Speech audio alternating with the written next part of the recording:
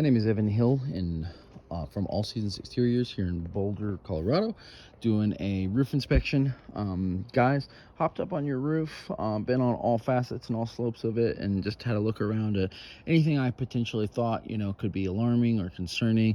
And the first thing I saw, I can't show you like right at the second, but underneath here, in terms of, Boulder County building code, the kind of waterproofing underneath and the way that the flashing was installed doesn't meet code. So that's kind of my first, sign of concern is the waterproofing should be installed over the flashing, and there should be like another layer of waterproofing underneath that. So I noticed that it's possible that this roof was built before that code existed. It's probably, I'd say, close to 20 years old, but there's also, quite a lot of debris, sediment, things in the gutter here, along there. I mean, you can see a lot of pine cones, things like that, and also up here on this, upper portion.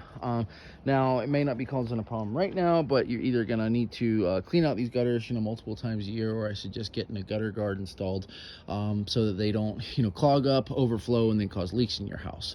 We see that a lot when there's quite heavy rains or heavy snow melt. The good news is there is, quite a bunch of, ventilation up here, and there is what we would call intake vents on the soffits, so that helps, kind of lengthen the lifetime of the roof. But because of the age of the roof, I unfortunately started seeing, as soon as I got up here, a lot of what we call thermal cracking. You can see huge cracks through the middle of the shingle because honestly they're just old and they get too hot. It's possible that either there's some insulation in the attic lying on top of the intake vents, so they're not actually functioning properly. Same thing could be happening down here, or just simply this is what happens when you get a lot of sun exposure and the roof just gets too hot for too long. So these cracks are happening all over basically pretty much every shingle. I've just kind of put some sidewalk chalk to highlight a few of them.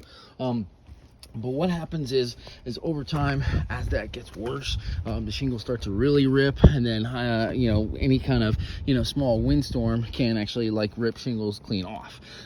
Where I'm seeing the rips starting, you can see right here, here's a big one that's probably going to be ripped off with the next windstorm. There's some like that. I mean, I've highlighted a bunch of these across other areas of the roof, and then I started noticing that there's quite a lot of hail damage, and also replaced shingles. So those rips that took place probably ripped these ridge caps to where some wind blew them off, and they've been repaired, replaced. But you can see a lot of the vent covers are dented up from hail.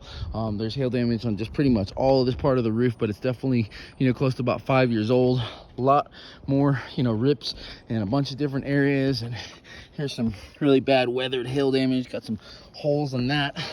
And then honestly some shingles missing from the repair that took place here. So got some exposed nails, and what honestly could become much worse problem because some high winds could get up underneath that.